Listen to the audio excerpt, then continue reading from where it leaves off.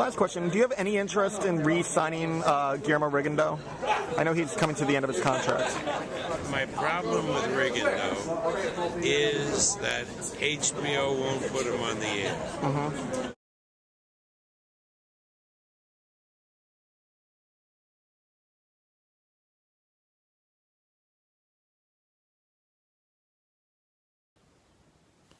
In April 2013, after Guillermo Rigondeaux outboxed Nonito Donaire, who many people regarded at the time as the number 3 best pound-for-pound fighter in the world, it was apparent Bob Arum was not too pleased with Rigondeaux's performance. Leading up to his next bout against Joseph Abeco, Rigondeaux received criticism from Bob Arum, HBO, and some media members. After the Rigondeaux-Abeco fight concluded, HBO decided not to air the Cuban fighter on their program anymore, despite him having one fight left under the top-ranked contract. Now, his critics use many reasons to validate HBO's decision not to air Rigondeaux on their program anymore, but when one analyzes the majority of the critiques, one comes to the conclusion they don't hold as much credibility as some people may believe it to be. Now, this video is not necessarily to prove that Rigondeaux will be a smash hit, but to claim there is insufficient evidence and misleading arguments to try and dispense the Cuban fighter. This video will analyze the popular critiques one by one, and first we'll start off with the ratings.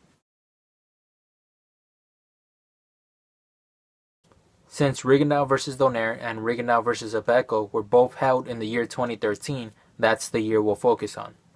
According to the Nielsen ratings posted by Yahoo Sports' Kevin Io, in 2013 the top 25 most viewed fights ranged from 1.0 million to 1.6 million.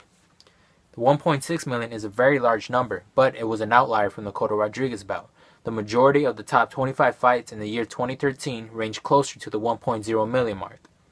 About 70% ranged from 1.0 million to 1.2 million, and more than 80% ranged from 1.0 million to 1.3 million.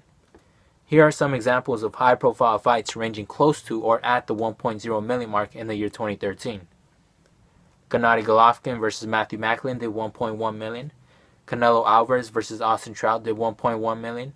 Nonito Donaire vs. Vic Darchinyan in their rematch did 1.0 million. Adonis Stevenson vs. Chad Dawson did 1.0 million. Peter Quillen vs. Gabriel Rosado did 1.0 million. It appears that 1.0 million views in the year 2013 is the benchmark, or at the very least an acceptable number of ratings for a fight to achieve.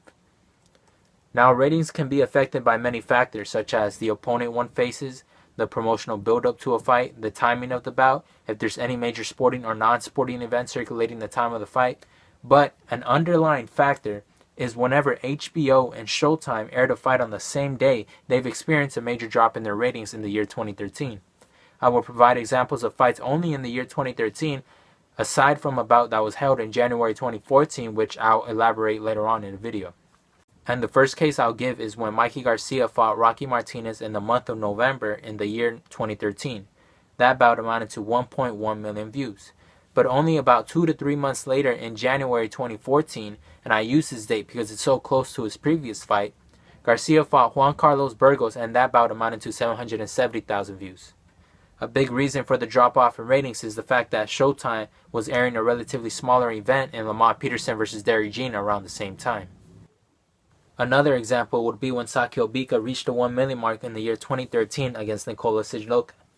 A few months later, he competed against Anthony Durrell on the same day the opposing network was airing their event, and Bika Durrell only amounted to 446,000 views. And another example is, of course, the Rigondeaux vs. Abeco fight, which amounted to 550,000 views. The first impression people have is that these ratings floundered. But what people fail to realize is the fact that Showtime's main event, Malignaggi vs. Judah, was being aired at almost the same exact time as Rigondeaux-Abeco was being televised, according to Kevin Io. And again, I'll reiterate, it's evident whenever these two networks compete against one another, they experience a drop in their ratings. Now, all these fights reached the 1 million mark in the year 2013. What Mikey Garcia, Sakio Bika, Paulie Malignaggi, and Guillermo Rigondeaux have in common besides reaching the 1 million mark that year is that they all failed to duplicate their same success that same year when competing against another network, with the exception of Garcia Burgos that took place in January 2014, which was only 2 to 3 months after hitting the 1 million mark with Martinez. Now, when one sets Rigondeaux's numbers aside and calculates everybody else's average loss of ratings when competing against another network in the year 2013, including the Garcia Burgos fight, the average loss equates to 519,000. When adding the average loss each of these fighters experienced when going head-to-head with another network to Rigondeaux's ratings when he competed against the Showtime network, it amounts to the 1 million mark. Now let's go back to December 7, 2013, when HBO televised Rigondeaux vs. Abeco on the same day Showtime was broadcasting the Malignaggi Judo event. As one views the ratings of each of these fights that were provided by Boxing Scene's Jake Donovan, one conspicuous fact is that none of these bouts came relatively close to the 1 million mark. It almost appears as these ratings were virtually split in half that day. Another noticeable feature is Rigondeaux Abeco did better numbers that night than Devin Alexander vs. Sean Porter, Sakio Bika vs. Anthony Durrell, Ruslan Lara vs. Austin Trout, and Matthew Macklin vs. Lamar Russ. What Rigondeaux critics like to point at is the fact that the co-main event, James Kirkland vs. Glenn Tapia, did better numbers than its own main event. But one can't really fault Rigondeaux Abeco when the high-action bout between Kirkland and Tapia also did better numbers than Showtime's main event, Paulo Malignaggi vs. Zab Judah. Showtime's main event came in second that night at 640,000 views, followed by HBO's main event, Rigondeaux Abeco, with 550,000 views. Now, it doesn't come much as a surprise some boxing fans chose to watch Malignaggi Judah rather than Rigondeaux Abeco, given the way each main event was being promoted. On one hand, Malignaggi Judo was being branded as the Battle for Brooklyn being held at the Barclays Center, and was also being heavily promoted by the Showtime network by advertisements like these. Zab was a guy that I admired, especially when I was an amateur, when I was on the way up. This was a guy that had motivated me, just being from my region. I had a jump start on the career first. I was champion of the world before he turned professional. 18 years that I've been a solid professional. I've had a great career, 5 world titles, 2 different weight classes, fought some of the biggest and the best guys in boxing today. Cotto fight, Floyd fight. This fight with Danny Garcia, he dug deep. He gave Danny a pretty good run for his money late in that fight. Sometimes when I wake up in the morning, I wash my face, I look at this cut on my eye, I say, Danny Garcia, ugh. But I know the same thing when he washes his face, he look and go, Zab Judah, you know what I mean? But it's war wounds. It's war wounds. What he showed me is he can be a live dog even late in the fight. And a live dog is always a dangerous dog in 12 rounds. But let's face it, we're both multiple division world champions. And we've done it for a long time at a high level. I never lost to a guy that people say, who was that? At day's end, as great as they were, there were things I could have done differently. Time after time again, they say Paulie got no power, but he goes in there and makes magic happen. I mean, that's why they call him the Magic Man, you know what I'm saying? A loss to Zab in this fight would be 2 in a row. It would put things into perspective and make me think about things for my future. I'm still a force to be reckoned with. And now I'm gonna go ahead and just finish the chapter out beautifully. Beautifully and into the movie. On the other hand, Rigondeaux was being struck by negative criticism after he outboxed Nonito Donaire, who was at the time regarded by many as the 3rd best pound-for-pound fighter in the world and one of HBO's leading stars. According to ESPN, Bob Arum stated HBO wants to throw up every time they hear Rigondeaux's name.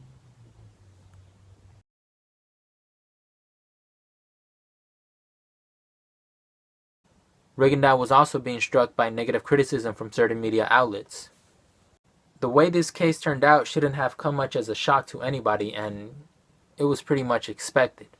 Think about it. If one event is receiving heavy criticism from its own promoter and company leading up to the fight, such as HBO wants to vomit every time they hear Rigondeaux's name, and the opposing network is heavily promoting their event, which event will have better ratings? It's pretty much intuitive there. And despite HBO not putting too much of a promotional effort towards Rigondeaux Abeco, and having Arum essentially tell people not to watch Rigondeaux by demoting him, which makes no sense to me if you truly want the fighter to be successful, the ratings still managed to be in the wheelhouse of the Malignaggi Judo event, and it makes one wonder, what would have happened if Rigondeaux actually had a solid promotional build-up and didn't have to essentially split his ratings with another network? It certainly wouldn't have been much of a surprise if he managed to have similar success as Sakio Bika versus Nikola Sijoka that amounted to 1.0 million views.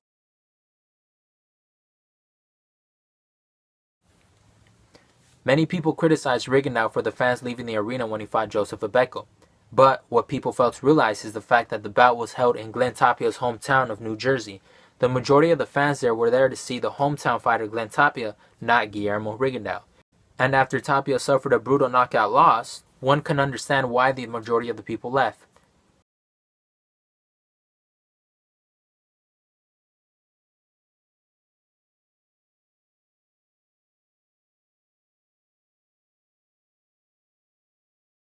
And another thing that didn't help is that Abeko refused to engage the entire fight, unlike Rigondeaux's latest opponent Hisashi Yamagasa, where he forced Rigondeaux to get off the canvas twice, and the Cuban ended up getting a stoppage in the 11th round. Now, fighters such as Andre Ward and Terence Crawford fought in their hometown due to the perception they weren't big enough stars just yet to really sell tickets and draw interest elsewhere. If Rigondeaux doesn't fight overseas, or against Leo Santa Cruz, it would not be a surprise if he could still draw a decent crowd in Miami, Florida, where a good portion of Cuban descents reside at, if the promotional build-up and the undercards are solid. He's already made appearances in Miami television.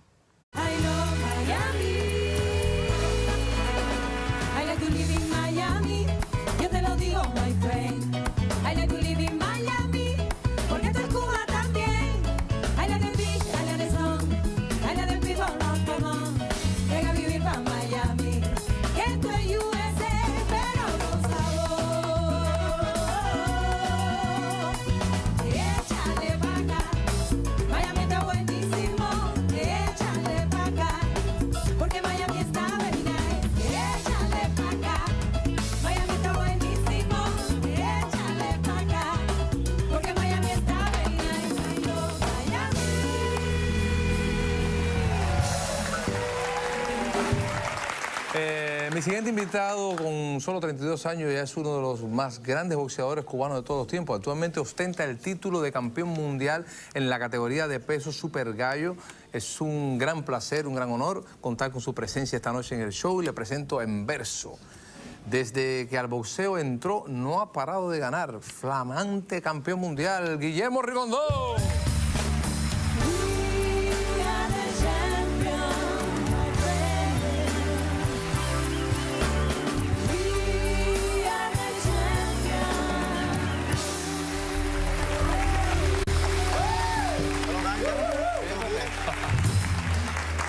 Rigondeaux was also brought out in a Willie Chirino concert, who is a very well-known artist in the Latin community.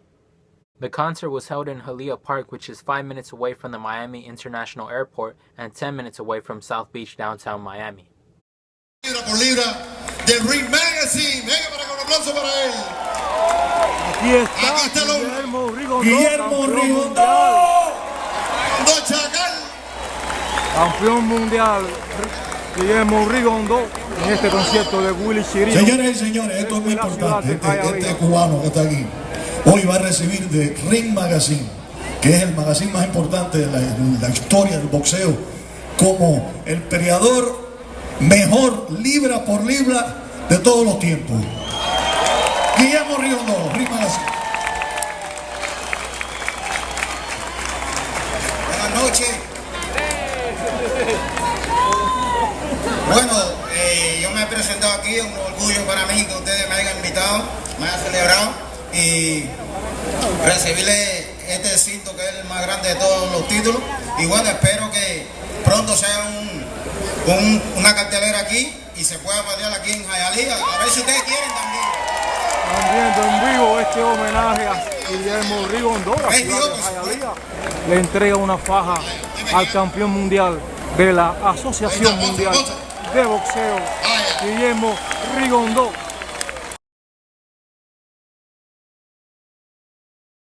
Aside from the Ricardo Cordoba bout, Rigondeaux has essentially dominated every opponent he's faced in a professional game, despite being hurt a few times. Most people realize Rigondeaux is undoubtedly a brilliant fighter, but as we all know, every fighter is subject to criticism. The issue here lies not in the subject of criticism itself, but the way withering critiques were sent towards the Cuban fighter from some of the most influential media members in boxing today. The first case deals with HBO's blow-by-blow announcer Jim Lampley. As we all know, Lampley has been critical of the Cuban fighter, but believe it or not, he hasn't always been this way. Before Rigondeaux squared off against Donaire, his two previous bouts were against Tion Kennedy and Robert Marroquin, and both were aired on HBO. Lampley's commentary towards Rigondeaux in both fights consisted mostly of praise and approval of the Cuban fighter, and disparaging comments were essentially non-evident. Guillermo Rigondeaux versus Tion Kennedy after the fight was over. Knockdown number 5. Good stoppage. And Russell Moore is going to stop the fight. Good stoppage. Tremendous technical knockout performance by Guillermo Rigondeaux. I'm convinced. I'm buying. Want to see him again whenever I can. Guillermo Rigondeaux versus Robert Marroquin in the 12th round. Perfect straight left and a right hand follow up by Rigondeaux. And Marroquin now has the second knockdown of his pro career. Ocho, you okay? ¿Está bien? That's that Predator offense. Yep. Well, he doesn't have huge power, but even standing right in front of you and throwing a simple 1-2, he can hit you with shots that you don't see coming. And it's so slick and so quick. And it's the speed of his punches, Jim. It's not really necessarily the power. He has great velocity and speed on his punches when he throws them. That's what makes him so dangerous and deadly. I think he's got some pretty good power. Well, it translates to power. That's but right. I agree with Roy. It's the speed. It's the fact that he's deceptive. He feints. You don't see it coming. I mean, I think there's a valid comparison to Sergio Martinez in the way that he translates his speed into power. That's exactly right. Now, there will be skeptics out there arguing anyone could edit the footage to make it appear Lampley's demeanor towards Rigondeaux was in a more positive light.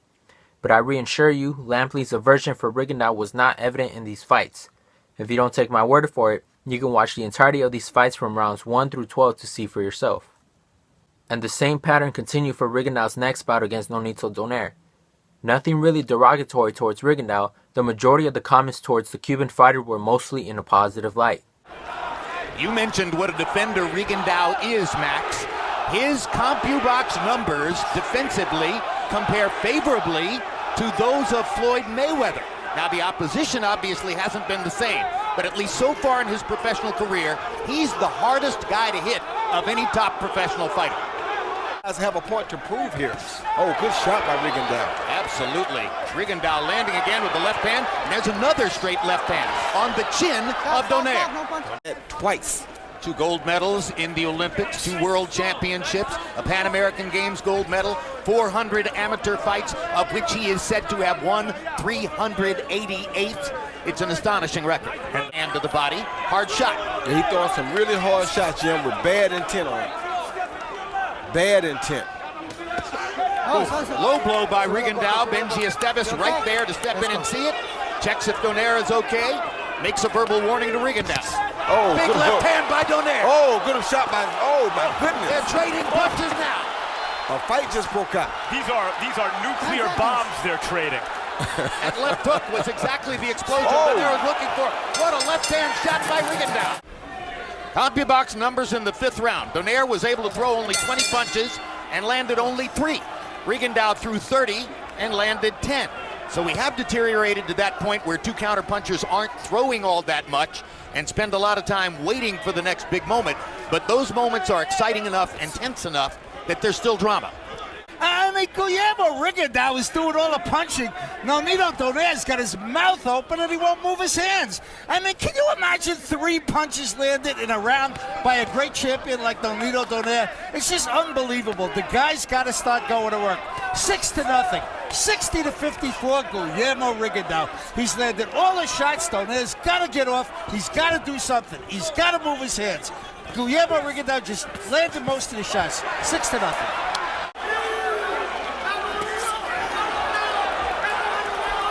Quick right hook by Rigondeaux. And Rigondeaux is really throwing some bombs. Rigondeaux thinks he may have a chance for a knockout. He's got to be careful too, because he's a little more square to Donaire's left hook. Rigondeaux's trying to close the show. Another strike. And yet again, I stress that any skeptics can listen to the commentary in its entirety to see how Lampley's demeanor towards Rigondeaux was. Immediately after the fight, it was apparent Bob Arum wasn't too happy. I thought that it was the exact opposite of the last 2 HBO fights that we had. It was not a very engaging fight, but that was the best way that although, you know, if Rigondeaux stands and fights, the son of a bitch has a lot of power and he has a lot of movement. But, you know, he has a lot of power and he has a lot of skill. But running the way he does really makes it into not a watchable fight. And I thought that I had Donaire ahead going into the 11th round. And then I gave Rigondeaux the 11th and 12th round. And that was the fight. I had a 1-point fight. Yeah. Yo se lo dije a él personalmente. ¿Te recuerdas? Que Donaire iba a ganar, yo se lo dije. Tiene que si me digas que He's asking about if he remembers that he told him personally that he yo no lo dije, lo dudaste. Did you doubt it? No, he won the fight. There's no question he won the fight. But the fight was a close fight, and the point is that he could have thrown more punches. Ah, bueno. Yo hice todo lo que pude y que eso se lo haya hecho bien. He says, I did all I could, and I think I did it very well. From here on out, Lampley's demeanor towards Rigondeaux took a dramatic turn. It almost appeared as the HBO commentator wanted to belittle the Cuban fighter. I got Rigondeaux third, Donaire fourth. I'm not going to argue with the brilliance of what Rigondeaux did that one night against Donaire, but it was one night. Tremendous technical knockout performance by Guillermo Rigondeaux. I'm convinced. I'm buying. Want to see him again whenever I can. But it was one night, and oh, by the way, fans booed.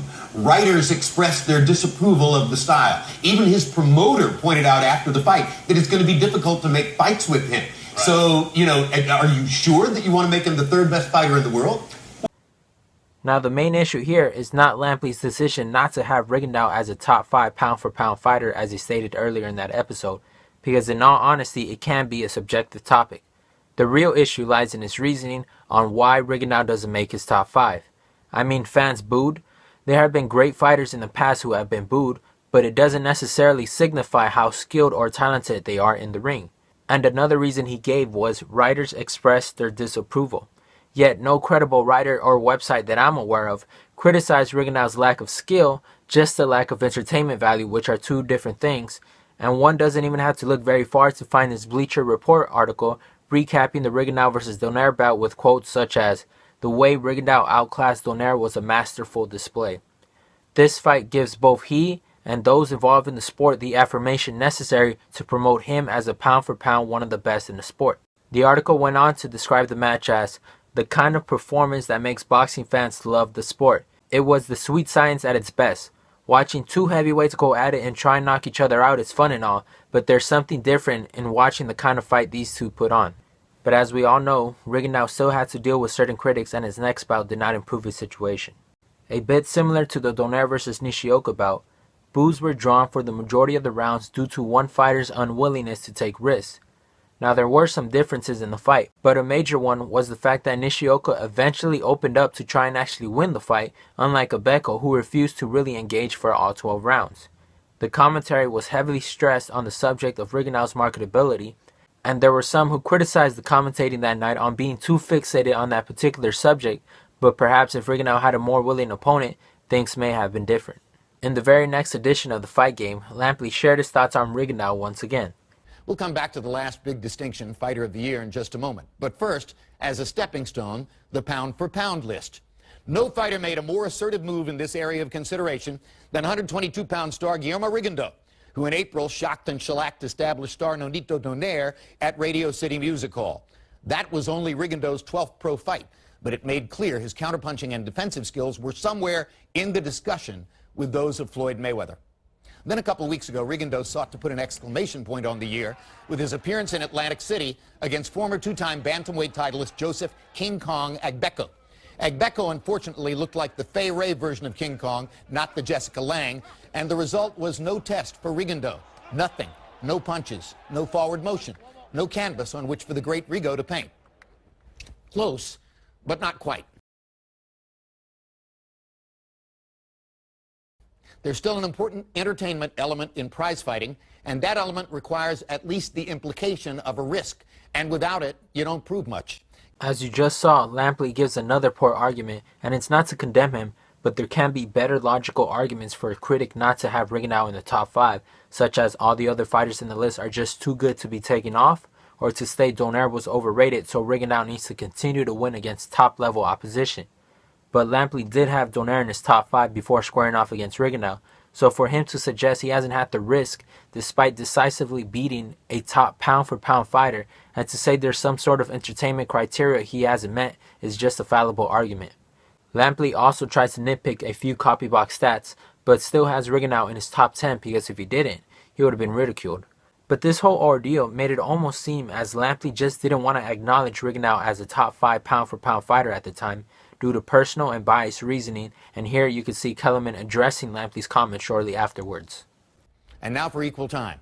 The boxing expert most likely to dispute the absence of Rigondeaux from the list is HBO boxing analyst Max Kellerman, who joins us now from Los Angeles. Welcome, Max. I'm pretty sure you're going to tell me that the man now called Rigondeaux by boxing fans is definitely number 3 on the list, right behind Mayweather and Ward, correct?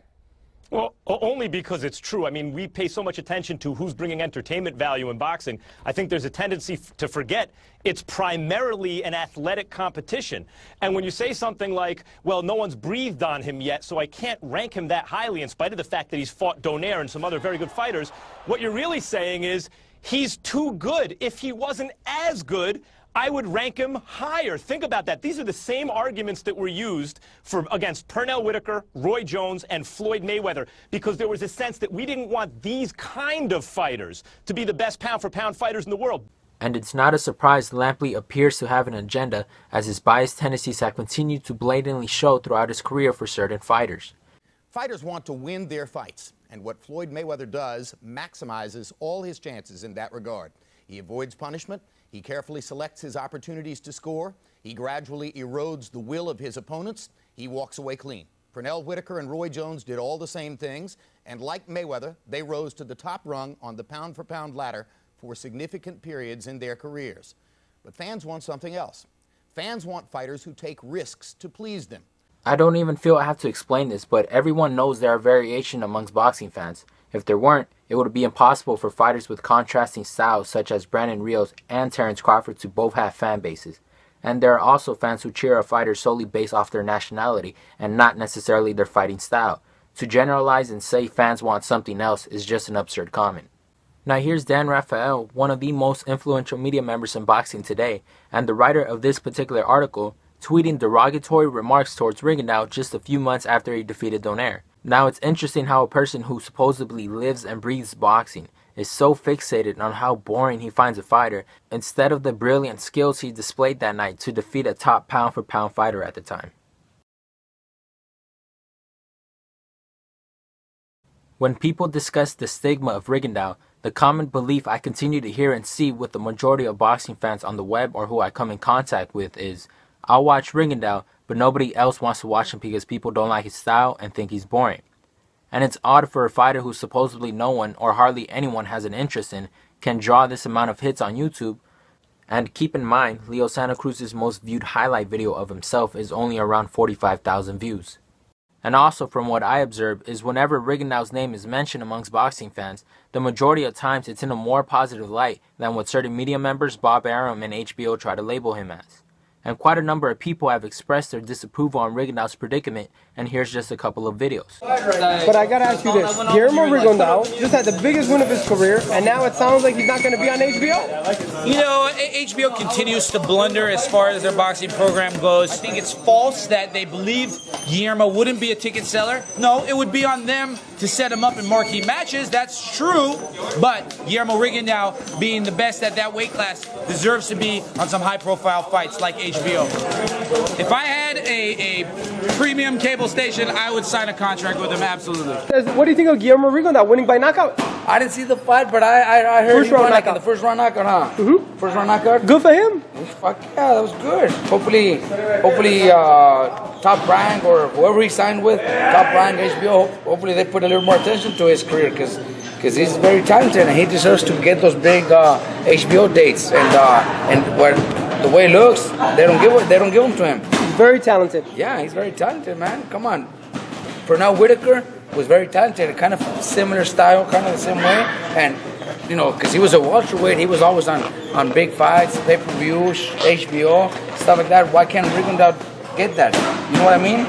He's talented. Well, hopefully he does. He's a good dude. He works hard, a 3-time gold medalist. You know, he tried to escape Cuba twice. The first time they caught him, they brought him back. He escaped again. So it's not easy leaving your and then they stole his gold medals in Cuba. Yeah, no, it's a sad story. I think he's you know, but a sad story. Yeah, sometimes people buy, you know, a sad story. It's true. I'm not saying it's not true, but no, his talent is what's most important. You know, because a sad story, you know, Victor Ortiz told a sad story and everybody bought it. Yeah. You know what I mean? A sad story is something that you feel sorry for him, but if you don't have the talent, then it doesn't matter. It doesn't matter. If you have but this motherfucker's pound for pound in the top 5. Absolutely. Top 5 pound for pound, and nobody pays attention to him. HBO don't give a fuck about him. Bob Arum doesn't give him fights. You know, I don't understand. It's sad. And Max Kellerman, an HBO employee, wishes Rigondeaux would be aired more often, and also said he highly suspects more people would actually tune in to watch Rigondeaux than his detractors care to admit. Lastly, you advocate for a guy that might be skill-wise, pound for pound, the best fighter in the world. His name is Guillermo Rigondeaux. But your network chooses not to televise him. How do you feel about that? And how do you feel that every time you go in the fight game, Guillermo Rigondeaux's name comes up, but we don't see him on your air? I wish we saw Rigondeaux more. I would say this. People who hear guys like me talking about Rigondeaux and they don't appreciate him, the attitude is that guys like me are being snobs. We're being elitist somehow because we like Rigondeaux. In fact, the people who don't like him are being the snobs. I'm saying I love the blood and guts guys too, and I love the highly skilled pressure fighters and knockout artists like Golovkin too. But I also love, I'm actually being more inclusive. I have a broader interpretation of what makes great boxing. I also love the most highly skilled technicians, even if they're not scoring knockouts. And it does not come more highly skilled than Guillermo Rigondeaux. And so I'm an enormous fan of his, and anytime he fights, it's must-see TV for me. And I wish more people felt that way, but I suspect that many more people actually feel that way than his detractors care to admit.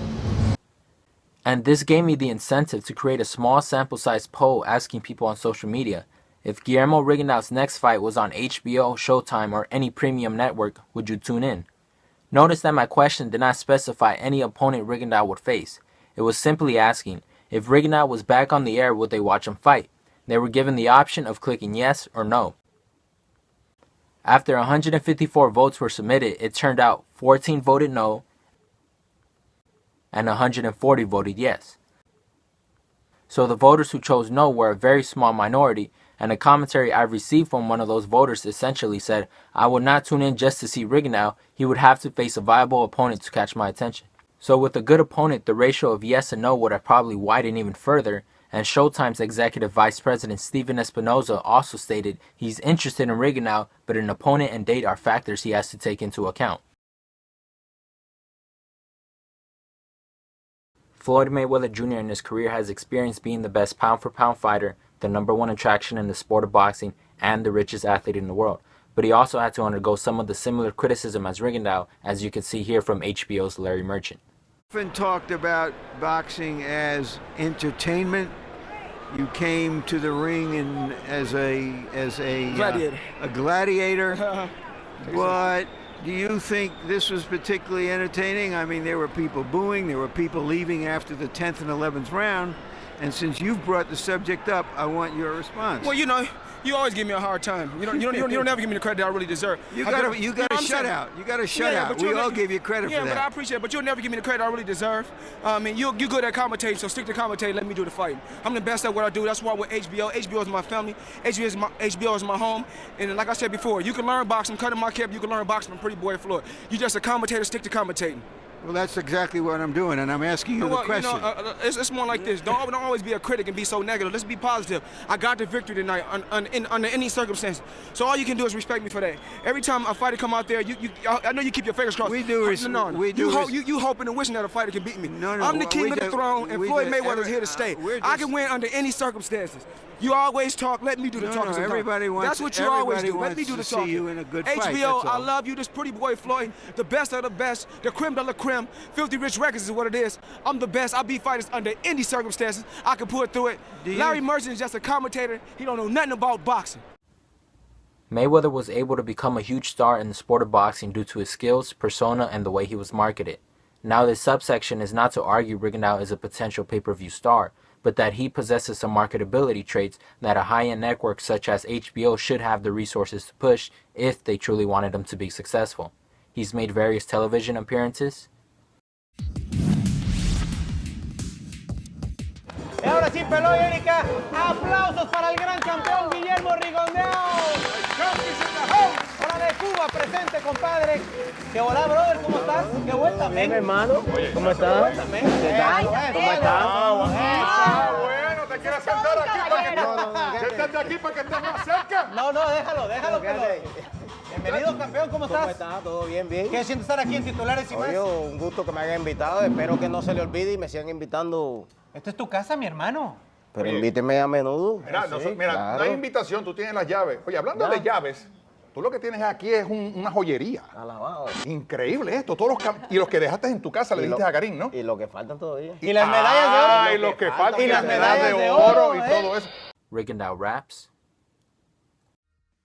Oye, quimbara, se te ve en la cara que quieres entrar en guara. Es cierto que la matina busco estilla y me viste por allá por mi decaro en la puntilla. Sé que me encontraste mal, con tremenda pistola por allá por la Lamar. Sé que no te gusta ya mi raza, sé que no te gustan los colores serios, clarito para adelante que te lleva al cementerio. Malditos estudiados que la tiras en estéreo. Tú sabes bien que yo soy un quemado, que te meto hacia ti, a la otra la de al lado, y que vengan las monjitas que no se hayan bautizado. Oye, sí, para que prueben el pecado, me. He's been brought out in various concerts, such as this one filmed by Florida Film House. Quiero presentar al campeón de Cuba, que es mi hermanazo. Rigondeaux, salúdalo aquí, mi gente. ¿Dónde está Cuba? ¿Dónde está Cuba? Este vino conmigo hoy a vacilar, papi. Denme el respaldo aquí al negro, que es de los buenos, papi. El campeón libra por libra de Cuba. Rigondeaux, papi. Saludamos, mi gente, ¿vale? Tú sabes cómo es. Te queremos, papi. Usted sabe que es el socio. Ahí estamos, papi. Métele caña ahí con la carrera. Tú sabes. Los ticos están por ahí, papi. Respeto también, caballote. Estamos ready. Oye, y ahora quiero que todo el mundo suba el puño arriba. Pon el puño arriba. Sí, pon el puño arriba. Puño arriba. Conmigo, come on.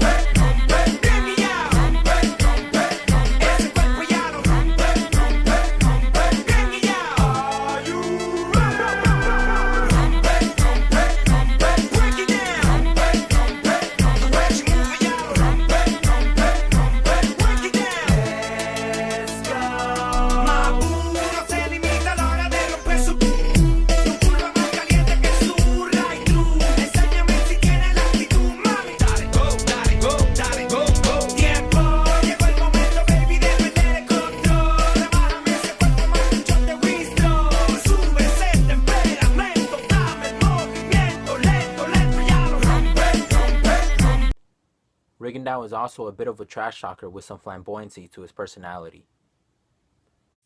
Chacal, la excusa siempre de Leo Santa Cruz es que sería una pelea aburrida porque él dice que tú solamente sales a correr y que él se cansaría de estarte persiguiendo. ¿Qué le dices a Leo Santa Cruz ante esas afirmaciones? Eso es lo que él no sabe. Él piensa que yo voy a salir a correr. No, yo voy a salir a pelear como tiene que pelear los otros. Eso es lo que está pensando. Déjalo que se haga esa idea. Déjalo que se haga, que le voy a romper la cabeza. No, ya estamos un poco más profesional, estamos mejorando todo, cada vez que van pasando una pelea se va peleando mejor y cada contrario se pelea diferente. Y ahora el que dice de toda la yegua esa de la 122, que son yeguas, que no hacen un caballo como yo, ¿no? A ver si alguna perra esa quiere pelear conmigo. Yo siempre he dicho que tú necesitas aprender a hablar inglés porque tú eres una persona que sabe entretener a la gente. Lo que tú dices like, tell him, like, he talks trash, and people need to hear that he's not only a great boxer, hard puncher, but he's a trash talker. I mean, that's what people want in this sport. Que tú tienes mucha carisma cuando tú hablas y que eso es lo que la gente quiere hablar y a la misma vez tú eres el mejor boxeador en el ring. No, vamos a tratar, vamos a hacer todo lo posible por hablarle un poquito inglés. Yo te prometo, cuando vamos a otra entrevista, yo te voy a hablar en inglés. Estoy seguro. He's going to promise you the next time that you interview him, he's going to learn English. Is he feeling any difference now after this last fight in Japan from the fans? Does he feel a warmer welcome, a warmer embrace? Que después de la última pelea, ¿tú crees que los fanáticos ahora mismo están apreciando tu estilo de boxeo y que como que tú te sientes como que ya tú te están aceptando un poquito más? No, a mí si no me aceptan o no, yo soy ganador y yo gano a todo el que me pone. Eso no hay duda. Es decir que yo tengo, ahora que los fanáticos hablan, ¿cuántas peleas yo tengo? 14-0. ¿Cuántos knockouts tengo? 10. Y 4 por punto. Más del 95%. He said that Esto es lo que no entiendo. He said he's 14-0 and he's knocked down 10 of his fighters. That he doesn't understand. That he doesn't really care what people think. That he's the super champion and that he's the best at his class. And what does the fans want? Lo que pasa es que buscan justificaciones para no pelear. No, porque este es así. Entonces lo que pasa cuando se suben arriba del ring, que dicen, ahora que tengo el demonio a frente mío, a ver qué van a inventar. Cuando están frente a mí, haz lo que tú dijiste que tú me ibas a hacer a mí, que según él dice que me va a hacer. Y mira lo que pasa. Una paliza que después no saben lo que van a hacer. Everybody wants to fight me until they get into the ring. And then when they face me, they see that I'm their biggest nightmare. So if you want to talk trash and you want to talk all you want, get inside the ring and prove it, because you can't, nobody can beat me at my weight. Rigondeaux's interesting background story caused Brent Jonathan Butler to label him as the protagonist to his film Split Decision, which won the Spirit Award at the Shadowbox Festival.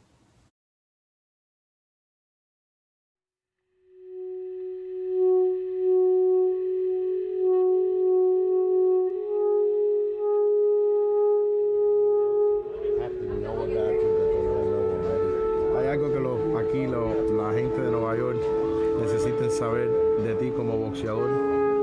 Yo pienso que no necesita ver tantas cosas. Ya lo que yo he hecho, la historia está escrita. Y ahora es que comienza mi historia.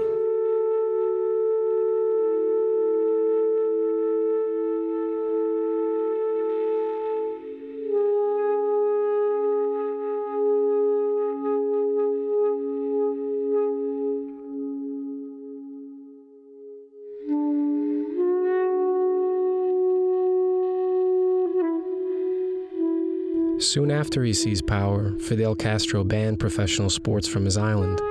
Some of the greatest athletes the world has never seen are in Cuba, where their talent is government property, and their only chance of turning pro is the risky boat ride to Florida.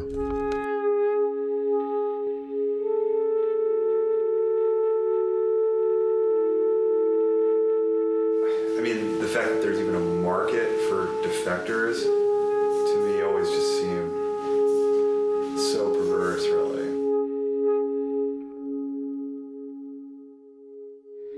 Boxing is every man for himself in and out of the ring. It's